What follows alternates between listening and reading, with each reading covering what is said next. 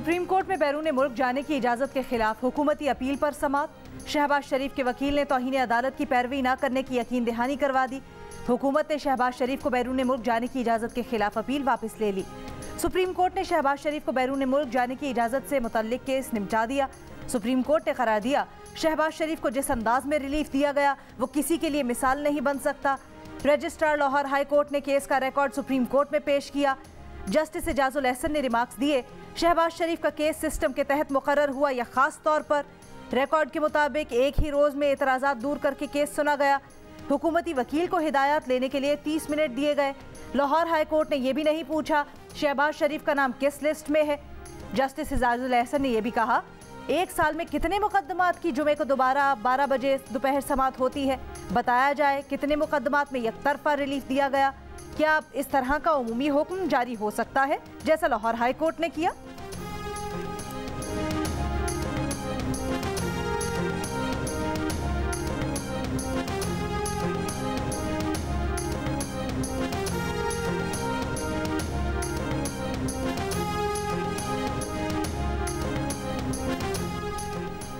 वफाकी वजीर इत्तलात फवाद चौधरी का कहना है कि शहबाज शरीफ का नाम ECL पर है। उन्होंने अपनी पिटीशन हाई कोर्ट से वापस ले ली है, इसलिए तकनीकी तौर पर सुप्रीम कोर्ट में हुकूमती अपील की जरूरत ही खत्म हो जाती है। अपील का मकसद पहले ही पूरा हो चुका।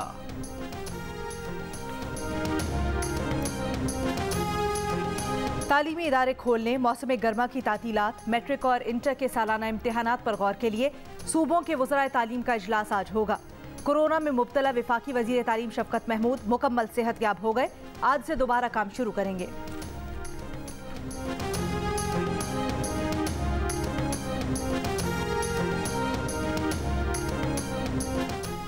पाकिस्तान में कोरोना वायरस से मुतासर मजीद 80 अफराद इंतकाल कर गए। NCOC के मुताबिक 1 जून को 47,000 से ज्यादा टेस्ट किए गए। कोरोना के 1,843 नए मरीज सामने आए। मुल्क भर में कोरोना मुस्बत केसेस की शरह 3.9% रही। लाहौर समेत पंजाब में कोरोना केसेस की शरह 2% रिकॉर्ड। खैबर पख्तूनख्वा में शरह 3% और पेशावर में 10% रही। बलूचिस्तान में कोरोना मुस्बत केसेस की शरह 5% रही।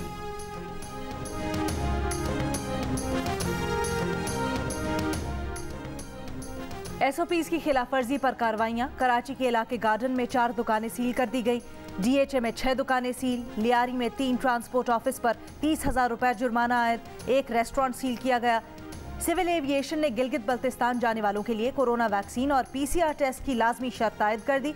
शिमाली इलाका जात की सयाहत के लिए जाने वालों को हवाई सफर से पहले कोरोना टेस्ट करवाना होगा।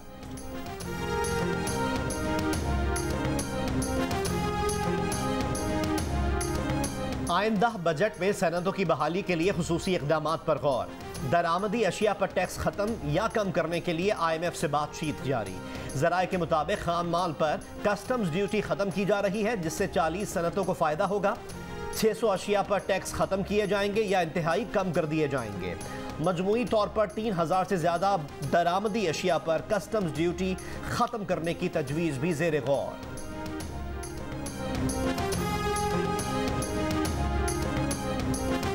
Chairman peoples party Bilawal Bhutto Zardari ने कहा है, बजट में कम आमदनी वाला तबका इमरान खान के निशाने पर है। PTI भारी टैक्स लगाकर तनख्वाहदार तबके पर माशी बोझ डालना चाहती है। पीपल्स पार्टी आम आदमी को माशी तौर पर कुचलने की साजिश नाकाम बनाएगी। एक बयान में यह भी कहा, इमरान खान अमीरों को एमनेस्टी स्कीमें, गरीबों से टैक्स लेकर अवाम दुश्मनी साबित कर रहे हैं।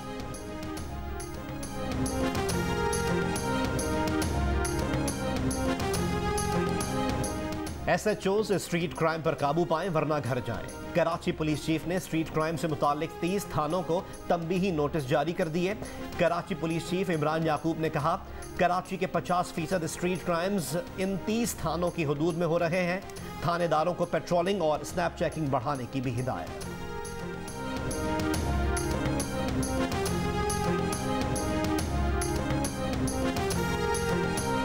सिंध हाई कोर्ट में कुत्तों के काटने और वैक्सीन की अदम फराहमी से मुतल्लिक दरखास्त पर समात। हेल्पलाइन को आवाम के लिए आम ना करने पर अदालत का इजहार बरहमी। जस्टिस अमजद सहतो ने कहा, 11 हिंसों का नंबर बना दिया, किसे याद होगा। अदालत ने एडिशनल सेक्रेटरी से पूछा, आवारा कुत्तों की वैक्सीनेशन से मुतल्लिक कवानीन कितने दिनों में नोटिफाई हो जाएंगे? 8 साल बाद ये कवानीन बने हैं। हुकूमत सिंध कुत्तों को पकड़ रही है या वैक्सीन लगा रही है? अब तक कितने कुत्तों को वैक्सीनेट किया गया? अदालत ने तफसीलात तलब कर ली।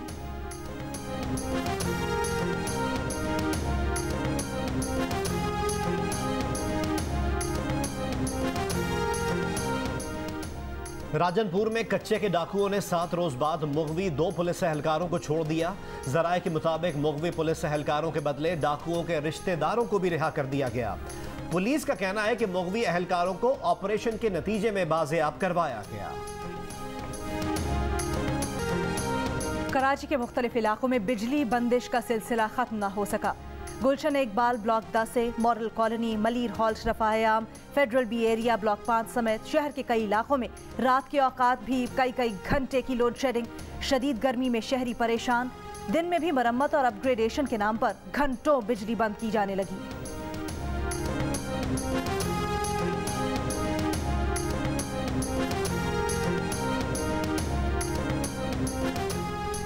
कोयटा के इंडस्ट्रियल एरिया में बिजली की लोड शेडिंग और ट्रिपिंग के बायस ऑक्सीजन प्लांट की पैदावार मुतासिर। ऑक्सीजन प्लांट महकमे सेहत और पीडीएमए की जानिब से दी गई डिमांड पूरी नहीं कर पा रहा। तलब पूरी करने के लिए ऑक्सीजन कराची से मंगवाने पर मजबूर। कैस्को तर्जुमान का कहना है कि ऑक्सीजन प्लांट जराई फीडर पर है, जिसे 6 घंटे से ज्यादा बिजली फराहम नहीं कर सकते।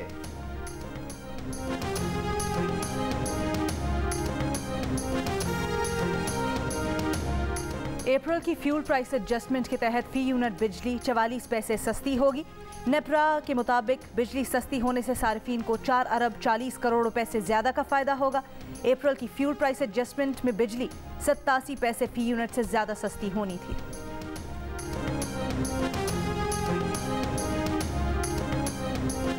ताजिकिस्तान के सदर इमाम अली रहमान की वजीर आजम हाउस आमद। इस मौके पर मौजूद मेहमान को गार्ड ऑफ ऑनर पेश किया गया।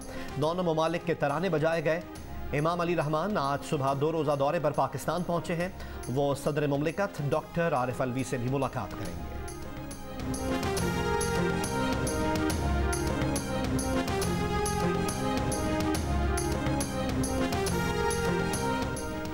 इस्लामाबाद में इक्तिसादी ताउन तंजीम की पार्लिमानी असम्बली का आज आखिरी रोज।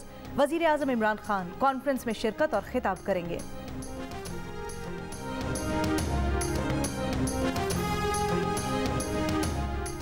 तुर्की की जानिब से पाकिस्तान समेत दीगर ममालिक के मुसाफिरों पर 14 रोज की क्वारंटीन की पाबंदी से मुतादिद पाकिस्तानी इस्तांबुल में फंस गए।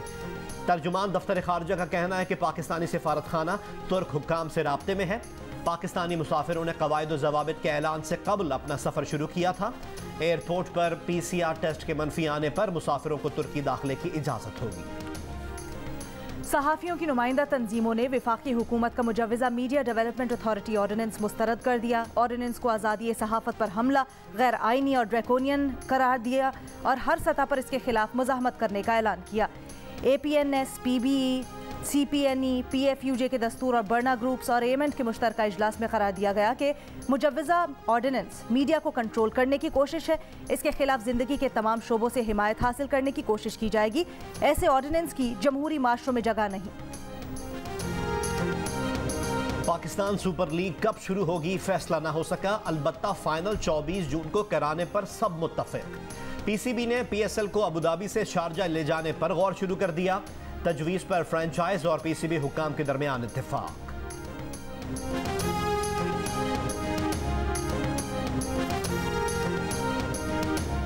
कराची के इलाके मच्छर कॉलोनी में मुनशियात के अड्डों पर छापे, मुतअद्दिद मुल्जिमान गिरफ्तार, मुनशियात बरामद।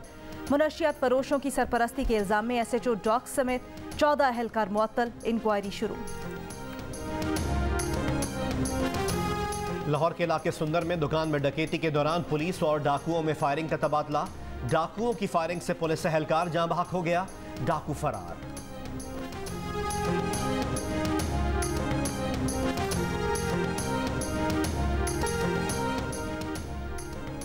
कराची के इलाके कय्यूमाबाद में लड़की के कत्ल में मुलव्वस मुलजिम गिरफ्तार। पुलिस के मुताबिक मुलजिम हसन मकतूला का पड़ोसी और उससे शादी का ख्वाहिशमंद था। अनीता की किसी दूसरे लड़के से दोस्ती पर मुलजिम ने उसे कत्ल कर दिया।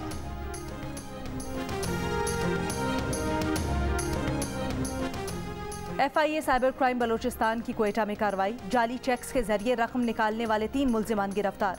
कराची से ताल्लुक रखने वाले मुल्जिमान ने 3 चेक्स के जरिए 17,30,000 रुपए निकाले थे।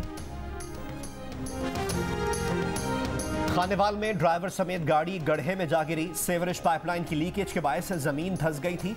खुशकिस्मती से कोई जानी नुकसान नहीं हुआ। कई घंटे बाद गाड़ी को एक्सकेवेटर की मदद से निकाला गया। मानसेरा में सयाहत की बहाली के साथ ही नारान में सयाहों की आमद का सिलसिला शुरू हो गया। झील सैफुल मुलूक 1 हफ्ते में और बाबूसर टॉप का रास्ता 10 जून तक खुलने का इम्कान।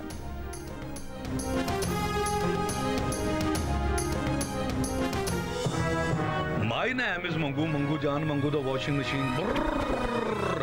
दोस्तों, वक्त आ गया है कि कोरोना वायरस के खिलाफ हम अपनी आस्तीनें चढ़ा लें। भाई कोरोना वैक्सीन जो आ गई है।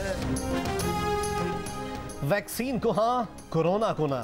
आप भी आस्तीन चढ़ाएं, वैक्सीन लगवाएं। डोंकी किंग कोरोना वैक्सीनेशन की आगाही मुहिम चलाने मैदान में आ गया।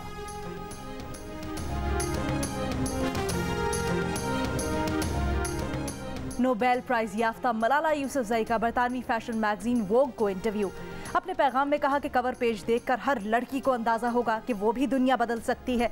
मिशन और नजरिया रखने वाली लड़की जानती है उसके दिल में कितनी ताकत है।